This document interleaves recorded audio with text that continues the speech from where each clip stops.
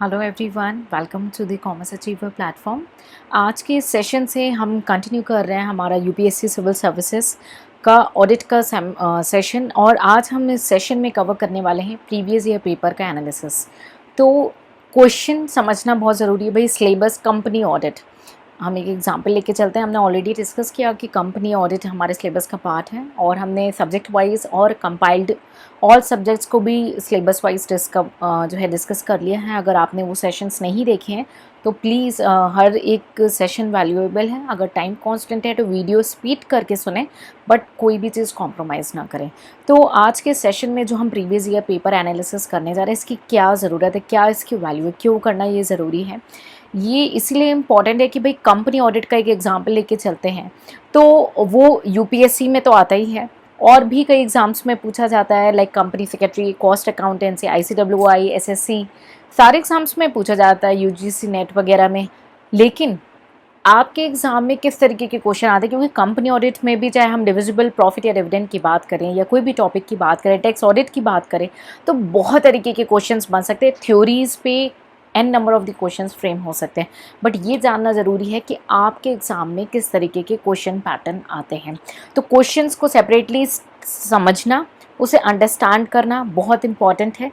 ये कब करना चाहिए? ये आपके सिलेबस कवरेज के बाद, बट स्टार्ट करें, प्रिपरेशन स्टार्ट करने से पहले, उस पर्टिकुलर सब्जेक्ट की प्रिपरेशन स्टार्ट करने से पहले इसे करना चाहिए, ताकि जब आप प्रिपेयर करो, कोई भी टॉपिक को कवर अप करो, तो आप के माइंड में एक सेटअप हो कि हाँ ऐसे तरीके के क्वेश्चन आ सकते हैं और मेरे को ये चीज़ें अच्छे से ध्यान रखनी चाहिए। उसके बाद बहुत सारे स्टूडेंट बोलते हैं मैम सजेस्टेड आंसर। तो suggested answer is a very last point, is a very least point, जो कि वैल्यूएबल है आपकी सारी प्रिपरेशन कंप्लीट होने के बाद, सारी चीज़ें कमांड होने के बाद, एक्सपर्टीज़ होने के बाद, आंसर राइटिंग प्रैक्टिस के बाद सजेस्टेड आंसर का रोल आता है। तो हम स्टेप बाय स्टेप चलेंगे, ठीक है। तो इस सेशन में हम प्रीवियस ईयर पेपर के एनालिसिस को कवर अप करेंगे कि ऑडिट के 2011 से लेकर के अब तक के जो क्वेश्चन हैं कैसे आते हैं। 2019 तक हम कवर करेंगे, 2020 का पेपर हमने सेपरेटली कवर किया और आने वाले टाइम में हर साल का 2021, 22 सबका पेपर हम सेपरेटली कंप्लीट सब्जेक्ट वाइज भी और कंप्लीट ईयर वाइज भी पेपर को कवर करने वाले हैं, ठीक है। तो चलिए आज के सेशन में हम देखते हैं 2011 का पेपर, ऑडिट का कैसा पेपर आया, और एक ब्रीफ आइडिया भी लेते जाएंगे कि कैसे हमें इसको सोचना है या कैसे सॉर्ट आउट करना है। क्लियर? चलिए 2011 में, ओके 2011 में हमारा एक 5A क्वेश्चन है। तो 5A हमारा कंपलसरी क्वेश्चन हो जाता है। आपको पता है question number 1 and question number 5 compulsory question होते हैं जो कि आपको अटेम्प्ट करना है, ठीक है।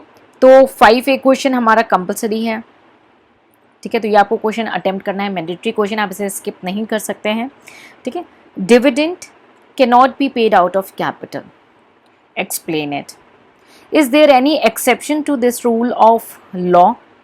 How will you as an auditor ensure that the dividend has not been paid out of the capital? तो ये आपका क्वेश्चन आया है। इन सारे क्वेश्चंस को हम सेपरेटली सॉर्ट आउट भी करेंगे, लेकिन यहाँ पे सिर्फ हम एनालिसिस तक खुद को लिमिटेड कर रहे हैं कि एक तो ये कंपलसरी हमारा क्वेश्चन है, दूसरा ये स्टैटिक सिलेबस का पार्ट है, ठीक है, स्टैटिक आपके सिलेबस का पार्ट है ये, और तीसरा ये आपके डिविडेंड का टॉपिक है, ठीक है। कंपनी ऑडिट में डिविडेंड से रिलेटेड ये आपका क्वेश्चन है, 15 मार्क्स का क्वेश्चन है, 2 पार्ट में क्वेश्चन को पूछा गया है, ठीक है। नेक्स्ट क्वेश्चन नंबर 6B, तो ये आपका ऑप्शनल कैटेगरी में है, आता है तो अटेम्प्ट करेंगे, नहीं आता है तो आप इसको स्किप कर सकते हैं। क्वेश्चन नंबर 6B 25 मार्क्स का क्वेश्चन है। What is a qualified audit report? Qualified audit report, prepare a qualified audit report highlighting at least 3 qualification. तो ये स्पेसिफिकली आपके सिलेबस में मेंशन नहीं है, करेंटली ये स्पेसिफिकली आपके सिलेबस में मेंशन नहीं है, बट ये क्वेश्चन कैसे आ गया? आप सोचेंगे फिर क्या क्या कवर करें, क्या छोड़ें। तो ऐसे क्वेश्चंस के लिए प्रीवियस ईयर पेपर में जो उस समय के लिए रिलेवेंट थे, लेकिन आज चीज़ें चेंज हो चुकी हैं, आप नर्वस नहीं होंगे, ठीक है। सो क्वालिफाइड ऑडिट रिपोर्ट जो है ये स्पेसिफिकली आपके सिलेबस में मेंशन नहीं है, ठीक है। तो उस समय के पेपर में 2011 में ये पूछा गया, तो उसको लेकर के आप करेंटली नर्वस नहीं होंगे, ठीक है। हम जब एनालिसिस करेंगे तो एक ब्रीफ आइडिया आपको इसका शेयर हो जाएगा, ठीक है। सो क्वालिफाइड ऑडिट ऑप्शनल है, आता है तो अटेम्प्ट करेंगे, नहीं आता है तो स्किप करेंगे। क्वेश्चन नंबर 6B, क्वेश्चन में 2 पार्ट है, 25 मार्क्स का क्वेश्चन है, ठीक है। तो ये आपकी ऑडिट रिपोर्ट से रिलेटेड है, क्योंकि हमारे सिलेबस में करेंटली टैक्स ऑडिट रिपोर्ट है और ये जो चेंजेस आते हैं हमारे सिलेबस में उसको हम सेपरेट सेशन के थ्रू भी डिस्कस करेंगे। क्लियर। नेक्स्ट 2011 में हम कंक्लूजन अगर ड्रॉ करें तो हमारे पास ऑडिट के केवल 2 क्वेश्चन थे, जिसमें से एक क्वेश्चन कंपलसरी नेचर का है और दूसरा क्वेश्चन 6B जो था हमारा वो ऑप्शनल का था। कंपलसरी क्वेश्चन हमारे आज के सिलेबस में भी एग्जिस्ट करता है, कंपनी ऑडिट, डिविडेंड का पोर्शन। क्लियर। नेक्स्ट आगे बढ़ते हैं, 2012 के पेपर को हम एनालिसिस करते हैं। 2012 में हमारा क्वेश्चन एक है 3B। तो अगर हम आज के प्रिस्पेक्टिव पैटर्न को देखें तो 3B हमारा ऑप्शनल कैटेगरी का है, ठीक है, स्टैटिक सिलेबस से है, ठीक है। तो हमने 2011 में भी देखा सारे दोनों क्वेश्चन आपके स्टैटिक सिलेबस के थे, ठीक है। To arrive at a comprehensive opinion the auditor reviews the evidence that may be classified into 3 major groups. What are those groups and how do you relate the components of the groups to the purpose of the audit? ठीक है। सो ये 2012 में भी syllabus का part उस समय रहा होगा, करंटली आपका नहीं है।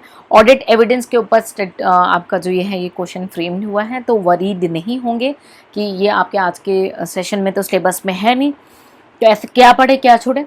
और वैसे भी 3B आपका ऑप्शनल पार्ट है, आता है तो अटेम्प्ट करेंगे, नहीं आता है तो आप आराम से उसे स्किप कर सकते हैं, ओवर प्रेशराइज्ड नहीं होंगे। क्लियर। तो हमने देखा 2012 में सिर्फ एक क्वेश्चन और वो भी ऑप्शनल, ठीक है, ऑडिट। नेक्स्ट क्वेश्चन हम प्रीवियस ईयर 2013 पे चलते हैं। हम 2013 में क्वेश्चन नंबर 1E, तो ये आपके कंपलसरी नेचर का क्वेश्चन है। देखते हैं क्या क्वेश्चन है। Audit procedures to detect the cash deflations. तो कैश डिफ्लेशंस के बारे में ऑडिट प्रोसीजर्स पूछे गए हैं, ठीक है। तो ये आपका कंपलसरी तो है, प्लस ये आपका स्टैटिक है, कोई इसका न्यूज़ से रिलेवेंस नहीं है, स्टैटिक पोर्शन है, सिलेबस का पार्ट है। 4B ऑप्शनल है आपका, आता है तो अटेम्प्ट करेंगे, नहीं आता है तो स्किप कर सकते हैं। 10 मार्क्स का क्वेश्चन है। An auditor express an opinion on a company's financial statement taken as a whole, not on individual items on the statements. Explain the above statement with the examples. तो ये statement share कर दी और आपसे आप explanation expect की है examiner ने कि आप क्या समझते हैं, ठीक है।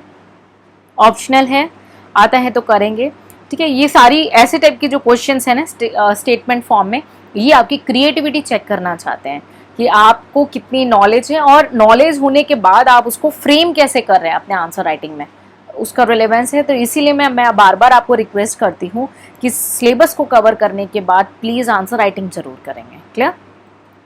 नेक्स्ट 4C, ये भी आपका ऑप्शनल है, आता है तो अटेम्प्ट करेंगे, नहीं तो स्किप कर सकते हैं। How should an auditor evaluate cost of gathering evidences for the purpose of audit. तो आई थिंक ये ऑडिट एविडेंस और बेसिक ऑडिट आपके सिलेबस का पार्ट था 2012 में, अभी करंटली वो नहीं है तो वरीड नहीं होंगे। ऑप्शनल है क्वेश्चन, आता है तो अटेम्प्ट करेंगे, नहीं तो स्किप कर सकते हैं। स्टैटिक पोर्शन है सिलेबस से, आपका जो है न्यूज़ का कोई इसमें रिलेवेंस ऐसा सच नहीं है स्पेसिफिकली। तो 2013 में हमने देखा हमारे 3 क्वेश्चन है, जिसमें एक क्वेश्चन कंपलसरी है और 2 क्वेश्चन हमारे जो है ऑप्शनल नेचर के हैं। क्लियर। नेक्स्ट हम बढ़ते हैं 2014 की ओर, ठीक है। 2014 में हमें एक ही क्वेश्चन दिख रहा है, ग्रेट। 1D कंपलसरी क्वेश्चन में है, ठीक है। क्या है, what are the main provision of companies act 2030। तो देखिए न्यूज़ का आइटम हो गया ये, एक तरीके से 2014 से पहले ही आपका 2013 का कंपनीज एक्ट 2013 आया था, बहुत ड्रास्टिक चेंजेस लेकर के आया था। तो इसी वजह से ये न्यूज़ में काफ़ी होने की वजह से ये क्वेश्चन आपका 1D का पार्ट बना, कंपलसरी क्वेश्चन का पार्ट बना। What are the main provision of companies act 2013 with respect to the audit related to the dividends. तो ये आपके करंट सिलेबस का भी पार्ट है कि आपसे सिर्फ कंपनीज एक्ट 2013 के रिलेवेंट जो प्रोविजंस है वो पूछे हैं, आपके कोई इंटरप्रिटेशन नहीं, ऑडिट का ओपिनियन नहीं, सिंपल और सिंपल लॉ पूछा है आपसे। तो बिल्कुल स्टैटिक पोर्शन है आपका ये। यस न्यूज़ में था उस समय इसलिए पूछ लिया, ये आपको वैसे भी कवरेज करना अगर आप डिविडेंड कवर कर रहे हो तो। क्लियर। एक ही क्वेश्चन ऑडिट का, वो भी कंपलसरी नेचर में, 10 मार्क्स का क्वेश्चन। नेक्स्ट 2015 की ओर बढ़ते हैं हम, ठीक है। 2014 में हमारे सिलेबस के पैटर्न में भी चेंज आया था, आई होप आप अवेयर हैं, कई चीज़ों में चेंजेस आया था। तो हम अब डीप एनालिसिस और ज़्यादा करेंगे 2015 एंड ऑनवर्ड से। क्लियर। 2015 में, what are the objective and functions of auditing and assurance standard board AASB explain. तो ये AASB जो है स्टैंडर्ड बोर्ड्स के ऊपर क्वेश्चन आया है, डायरेक्ट क्वेश्चन है, ठीक है। स्पेसिफिकली तो आपके सिलेबस का नहीं है, auditing and assurance board standard board, ठीक है, उनके ऑब्जेक्टिव और फंक्शंस पूछे गए हैं, ठीक है। That is out of current syllabus. Next 3B, ठीक है, तो ये आपका कंपलसरी है, डायरेक्ट क्वेश्चन था। नेक्स्ट 3B क्वेश्चन को देखते हैं। What is the need, optional है, पहले तो 3B है तो ऑप्शनल है आपका। क्वेश्चन क्या है, 15 मार्क्स का क्वेश्चन है। What is the need and importance, need भी पूछी है और इंपॉर्टेंस, दोनों चीजें पूछी है। Need and importance of sampling in audit, briefly outline the analytical procedure to be adopted while conducting the audit. तो उस समय के सिलेबस का पार्ट होगा तो काम ऑप्शनल है, ठीक है। डायरेक्ट आपका जो है ये क्वेश्चन है, ठीक है। 4B ये भी आपका ऑप्शनल है, आता है तो करेंगे, नहीं तो स्किप कर सकते हैं। Distinguish between divisible profit and dividend, divisible profit और डिविडेंड के बीच का डिफरेंस, ठीक है, बहुत ही इंपॉर्टेंट है। थिन लाइन ऑफ जो डिफरेंस है, स्टूडेंट कंफ्यूज हो जाते हैं इसमें कई बार, और ये क्वेश्चन आपके इंटरव्यू का भी पार्ट बन चुका है, ठीक है। तो ऑप्शनल क्वेश्चन है, आता है तो अटेम्प्ट करेंगे, ठीक है। ये आपका कंपनी ऑडिट से रिलेटेड है क्वेश्चन, ठीक है, और ऑप्शनल है। तो हमने देखा 2015 में भी हमारे केवल 3 क्वेश्चन है, एक आपका कंपलसरी क्वेश्चन है 1C का, और 2 आपके ऑप्शनल है क्वेश्चन है, डायरेक्ट है और स्ट्रेट अवे फैक्ट्स के ऊपर डिपेंड है ऑफ द ऑडिट। नेक्स्ट 2016 की ओर बढ़ते हैं।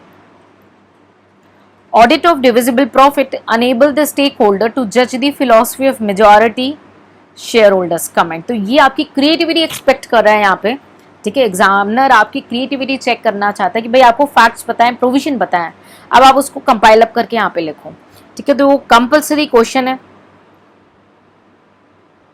ठीक है, डिविजिबल प्रॉफिट से रिलेटेड है, ठीक है, और क्रिएटिविटी एक्सपेक्ट कर रहा है एग्जामिनर, जो आपने नॉलेज अभी तक गेन की है उसको कैसे आप यहाँ पे लिख रहे हैं। Audit of divisible profit enable the shareholder to जज the philosophy of majority shareholder, ठीक है, comment. Next question 3C optional है आपका ये question, clear. An NGO operating in Delhi had collected a large-scale donation for flood victims. The donations were collected were one to the different NGOs operating in Bihar for relief operations. The NGO operating in Delhi has appointed you to audit its account for the year in which it is collected and remitted the donations for the flood victims. तो ये आपका non-profit organizations से related है। Draft a program for the audit of receipt of donations and remittance of the collected amount of the different NGOs, ठीक है। तो आपसे 2 question पूछ लिया अभी तक। Mention 5 points each peculiar to this situation would you like to incorporate in your audit program for audit of the said receipt and remittance of the donations। Very creative writing। ये जब आपने इस particular NPO non profit organisations वगैरह के बारे में या और डिटेल ऑडिट ओपिनियंस के बारे में, चैरिटेबल ट्रस्ट के बारे में, चैरिटेबल ऑर्गेनाइजेशंस के बारे में पढ़ा होगा, तो आप इस आंसर को फ्रेम कर सकते हैं। इसीलिए कोई भी टॉपिक छोड़ के नहीं जाए, उसका ब्रीफ फैक्चुअल इन्फॉर्मेशन जरूर गैदर करेंगे, ठीक है। आप सोच लोगे कि मेंस में बच जाएंगे ऑप्शनल क्वेश्चन, अगर इंटरव्यू में पूछ लिया तो हमेशा ये ठान के बैठो कि हमें इंटरव्यू तक पहुंचना है, तो हमें तैयारी भी वैसी ही करनी है, क्लियर। नेक्स्ट 4C ऑप्शनल है, आता है तो अटेम्प्ट करेंगे, नहीं तो स्किप कर सकते हैं।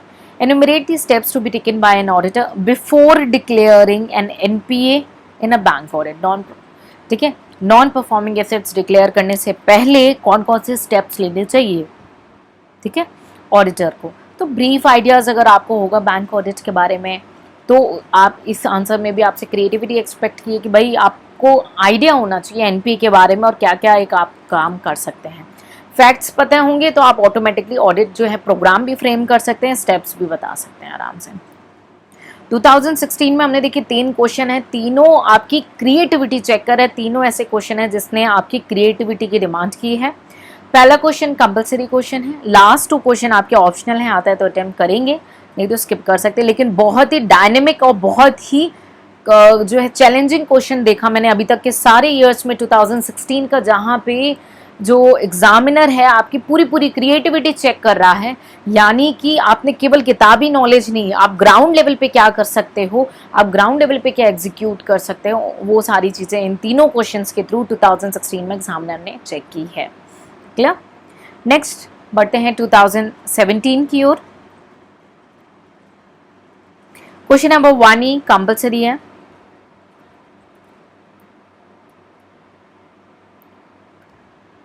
Verification of advances that is related to the bank is an important function of an auditor of a bank. Explain. तो straight away आपसे वेरिफिकेशन ऑफ एडवांसेस जो कि बैंक ऑडिट से रिलेटेड है उसके बारे में जो है एक्सप्लेनेशन एग्जामिनर ने एक्सपेक्ट किया आपसे।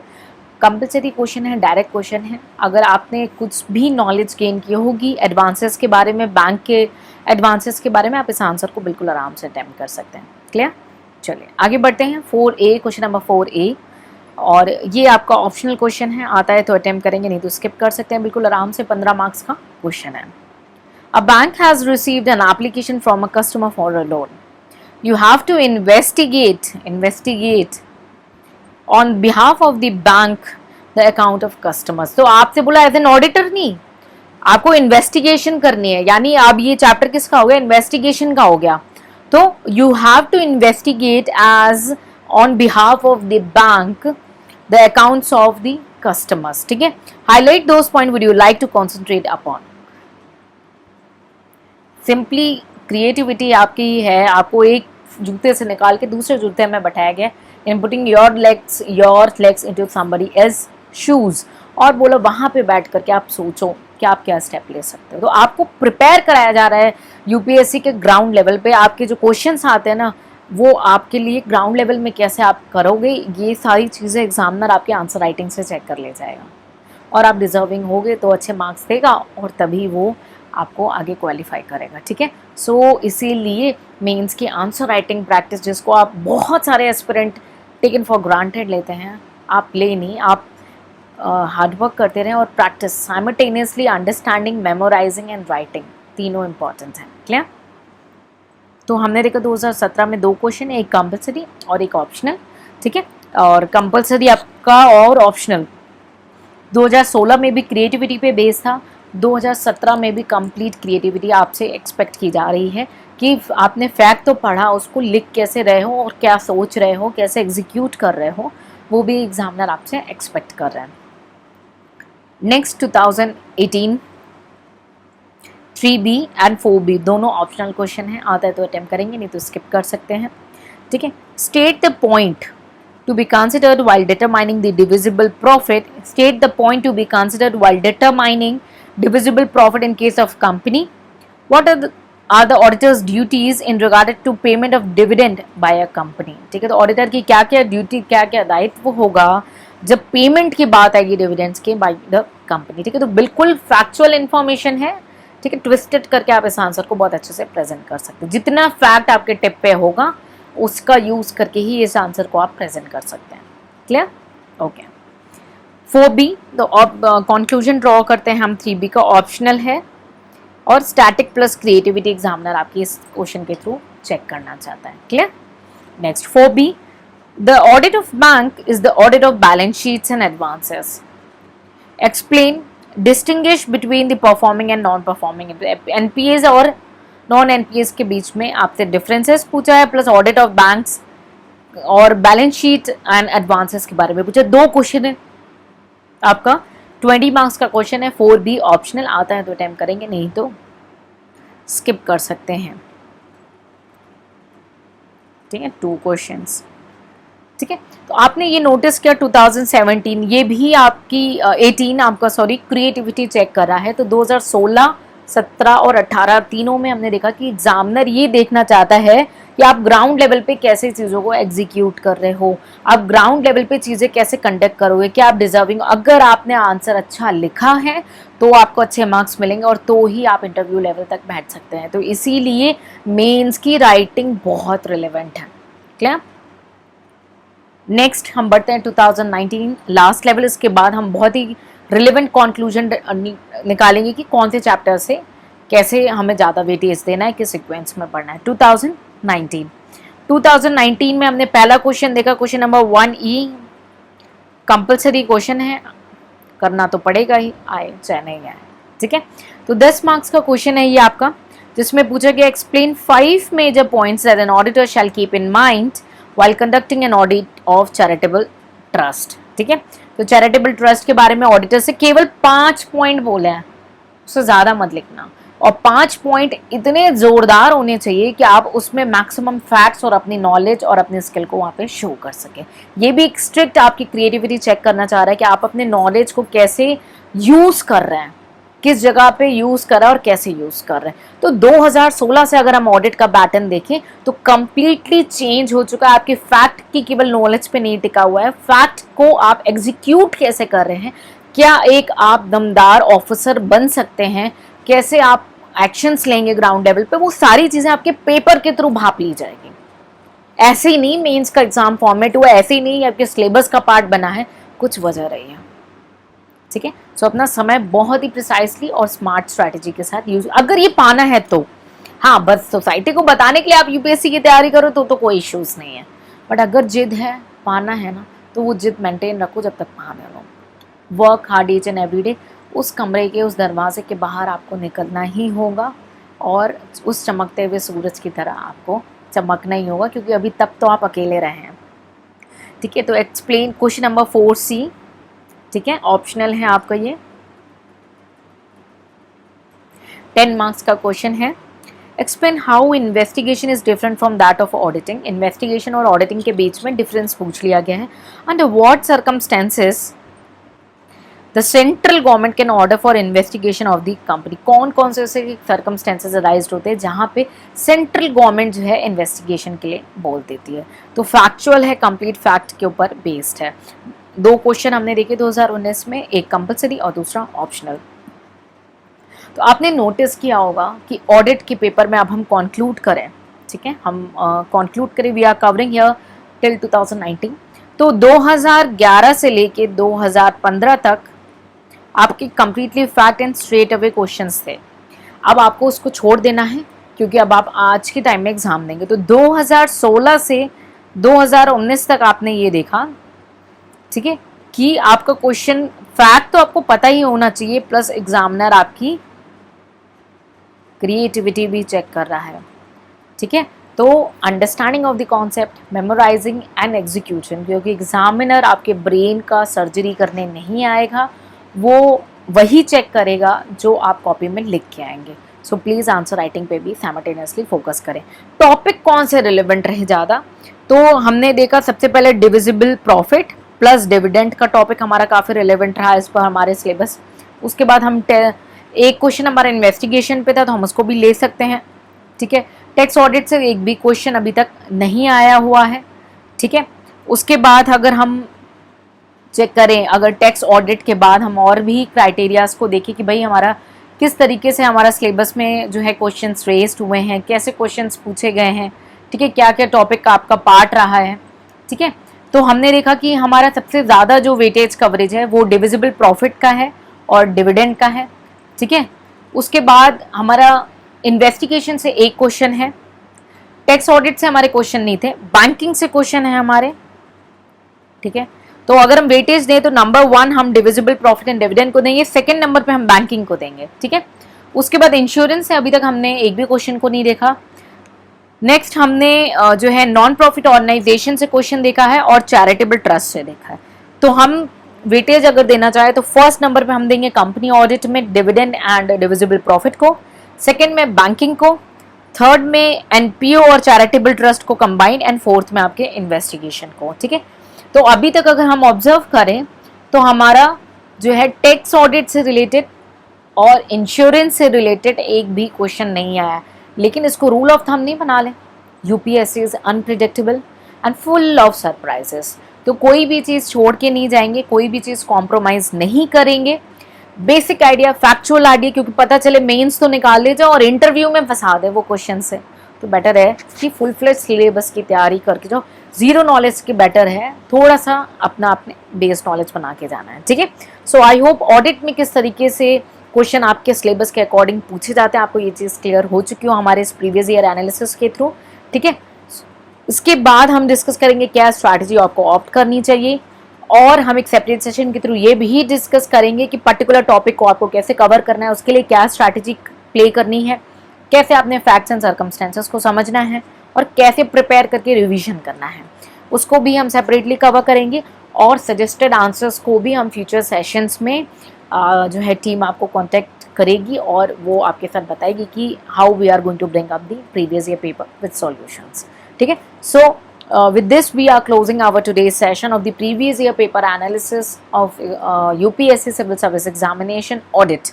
Okay, so paper 1 का पार्ट ए का है ऑडिट हमारा सब्जेक्ट।